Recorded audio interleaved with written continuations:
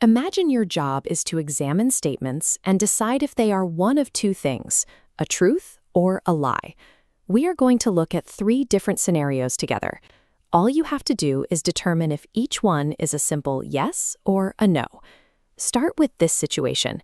You have a friend who looks you in the eye and declares, "Everything I say is a lie."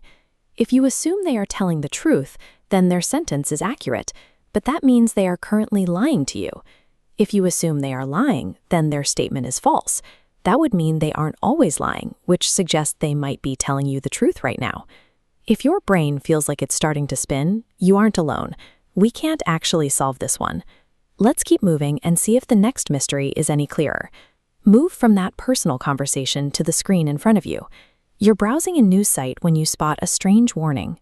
At the bottom of the page, a banner says, "All information on this website is false." Below it, we have our two labels, true and false. If the warning is true, then the banner itself is a piece of false information. Following the true path leads us directly into a contradiction. If the warning is false, it means some information on the site is true, which could include the warning itself. We're stuck in the loop again. You try one more time, asking an AI for help, but the AI simply responds with a line of its own code.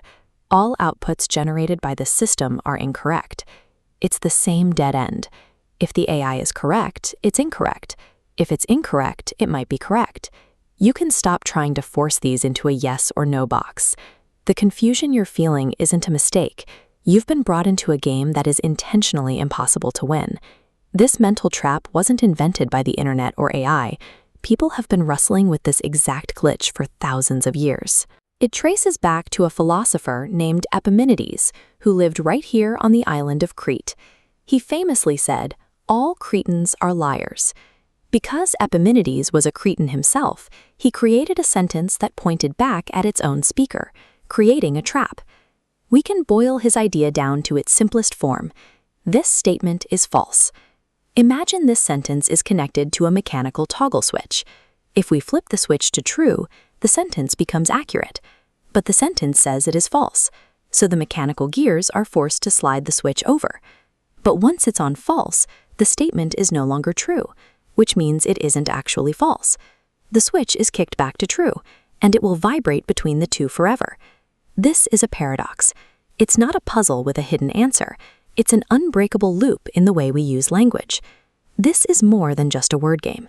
It reveals a deep problem whenever a system of logic tries to talk about itself. In computer science, if a program is given a command that points back to itself in this way, the computer doesn't find it interesting. It just gets stuck in an infinite loop that can crash the entire system. The man in this portrait, Kurt Gödel, realized that math is just another kind of language. He found a way to translate the sentence, "This statement cannot be proven," into a mathematical equation. He showed that even in the world of numbers, there will always be truths that the system itself can never prove. This means that in any complex system, whether it's human language or computer code or advanced math, there are built-in blind spots where our rules of logic simply stop working. So if your head is spinning, congratulations, you've just reached the absolute boundaries of what logic can explain. Try it on a friend today and see how long it takes for their system